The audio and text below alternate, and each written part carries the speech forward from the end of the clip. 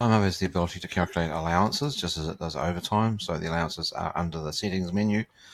The allowances that we tend to address are time-based allowances, so an employee will receive a payment for doing so many hours in a day, week, or per hour. So if we look at our examples here, we have a weekly allowance example here where the employee, if they work 20 or more hours, they will receive one dust protection allowance.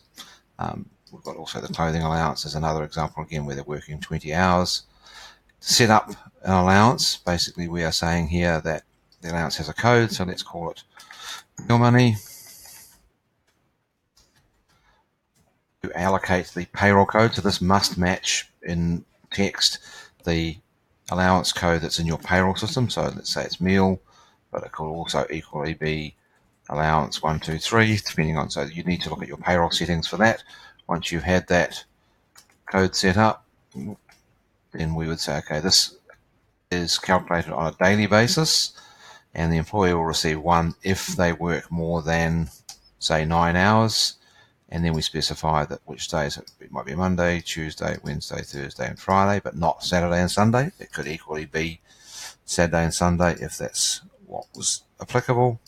So we select the days of the week that this applies. So what we're saying here is that on a daily basis, if an employee works more than 9 hours and it's one of these days of the week, they will receive one allowance.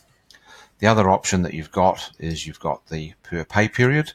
So we could say, okay, once the employee has worked more than so many hours in a pay period, normally not a meal money, but let's say they've got to work 40 hours and we want this allowance to be an attendance bonus. So if the employee reaches their 40 hours for the week, then they get allowance 125, but they have to do 40 hours to do that. The other option is the hourly option, and that again can apply to different days of the week. So we're saying an employee will get one allowance on these days of the week, regardless of, and that's a per hour basis, so we're not stipulating what the hours are. So that could be tool money, for example. It could be anything that is based on a per hour that they are doing their job. So again, you put in the code that would apply, and you're saying what they will get per hour worked on those days. So they're reasonably flexible. Generally, you need to consider that these allowances are based on hours worked, because TimeHub will automatically calculate these on an hourly, daily, or pay period basis, depending on what the employee has done in that particular pay period.